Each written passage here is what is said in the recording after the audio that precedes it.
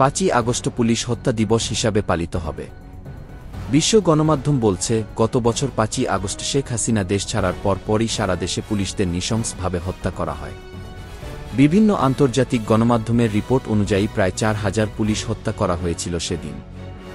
এমনকি প্রেগন্যান্ট নারী পুলিশও জুলাই সন্ত্রাসীদের হাত থেকে রেহাই পায়নি। বাংলাদেশের ইতিহাসে 1971-এর 25শে মার্চ রাতে রাজারবাগ পুলিশ লাইনে পাকিস্তানি সেনাবাহিনী পুলিশ হত্যার মধ্য দিয়ে যে যুদ্ধ শুরু করেছিল, স্বাধীনতার প্রায় 53-54 বছর পর সেই একই কায়দায় গত বছর 5ই আগস্ট পুলিশ হত্যার মধ্য দিয়ে তার সমাপ্তি ঘটেছে, এমনটাই মনে করছে অনেক রাজনৈতিক বিশ্লেষক। 71-এর পরাজয়ের প্রতিশোধ ছিল জুলাই আন্দোলন, যার প্রকাশ ঘটেছে 5ই আগস্টের পুলিশ হত্যার মধ্য দিয়ে। বাংলাদেশের স্বাধীনতা রক্ষায় সেনাবাহিনীর চাইতে বাংলাদেশ পুলিশের ভূমিকা কোনো অংশে কম নয়। তাই ভবিষ্যৎ বাংলাদেশে 5ই আগস্ট পুলিশ হত্যা দিবস হিসাবে পালিত হবে, এটা প্রায় নিশ্চিত।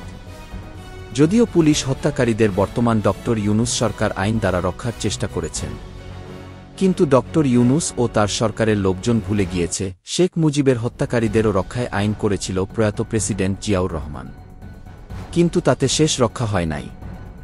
আজও যারা পুলিশ হত্যা করেছে তাদেরও শেষ রক্ষা হবে না।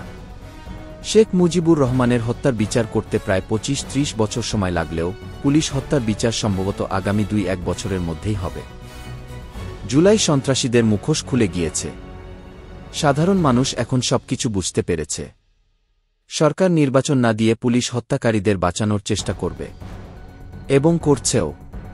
কিন্তু নির্বাচন না দিয়ে বেশি দিন ক্ষমতায় থাকতে পারবেন না পুলিশ হত্যাকারীরা।